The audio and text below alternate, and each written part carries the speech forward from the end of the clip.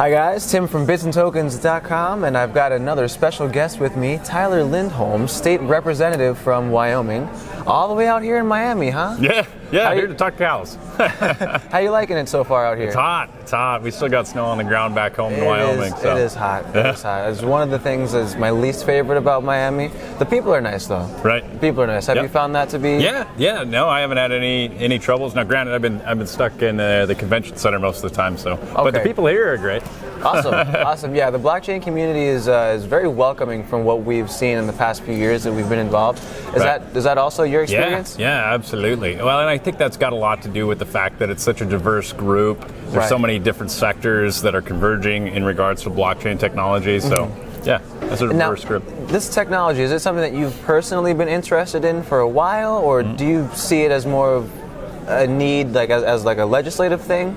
No, I first came about Bitcoin and blockchain, much like a lot of people, on the Ron Paul forums, where I first learned about Bitcoin, and that was back in like 2012. Unfortunately, I did not buy back then. I wish I would have. I would have owned a lot more cows. I know that story.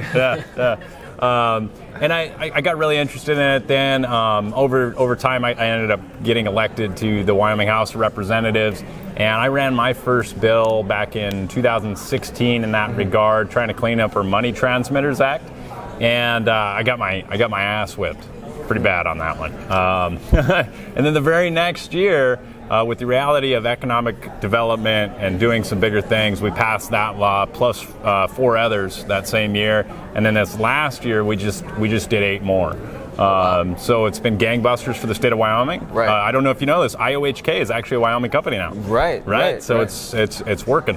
Awesome. It's working. Awesome. You said 8 in the past year, was it? Yeah. This last February time period. Wow. You've been busy. Yeah, we've been busy. Yeah. So what is it specifically about blockchain technologies that Wyoming likes so much? Right. It has a lot to do with the aspect that the state of Wyoming has done several things really well for a long time. We've done coal well. We're great at mineral extraction and oil and gas and those types of things. And we do. We're really good at agriculture. We do ranching and have a ton of cattle. But we do have a lot of our kids, our best natural resource, that we're exporting out of our state because they want to go work in the tech world. So this is a way that the state of Wyoming, we've educated these kids, we've put them through school, and we have the opportunity now to do some economic development and hopefully keep that youth right there in the state of Wyoming. Wow, I hadn't thought about it that way before, but that's actually pretty cool. I was thinking it was more about, obviously bringing business in, and like, IOHK is now over there, but I hadn't thought about keeping, the good kids that you have over there with their, knowledge that you've provided for them. Yeah, a lot of people don't know this, but Wyoming's one, as far as education is concerned, K through 12 education, we're at the top of the list across the board at whatever metric you want to look at in the United States. We fund at a higher level than, double than a neighboring state like Utah. Okay. We're way above everybody else, and that's for a purpose, right? It's because we want a good education for our kids, and we spend the money to do so, and we've got the money to be able to do that. The problem that we've got is that's a huge investment. Right. And other states are benefiting from our investment. I can see that, so it's a huge benefit to the state of Wyoming to keep some of these kids, keep them involved. I mean, we don't want to keep them hostage or anything like that, but we want to make it appealing to be in the state of Wyoming and have those jobs there for them. Yeah. Awesome.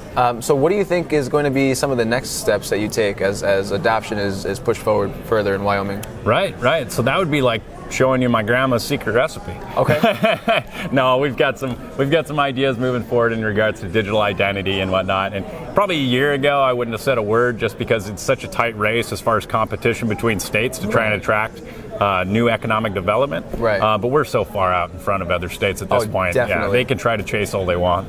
We've got years on them now. Right. I mean, you even see some states going backwards. Like Texas tried to pass that wonky law recently. Did you see me and Caitlin's video on that? That was hilarious. That was fun. I saw it. So, what do you say to maybe businesses that are looking for a new state to call home? Is Wyoming a good place for them? Well, if you like to keep your own money, yeah, I'd say so. I mean, we don't have any corporate income tax. We have no personal income tax. We're 49th lowest in the nation in regards to property taxation. Our sales tax is extremely low also. And if you value your freedom, individual liberty, those types of aspects, Wyoming's the place to be.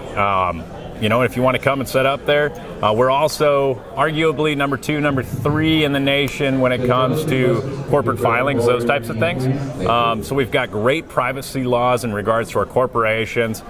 And we welcome you, but we won't turn you away. Awesome. Awesome. If you could recommend probably the best city maybe or town for a company like us, we're very mobile, so we can travel around and we're super flexible. Right. What would be like a really good spot in Wyoming for us if you could recommend one? So I think probably on the outset, the northeast corner of the state of Wyoming, sparsely populated.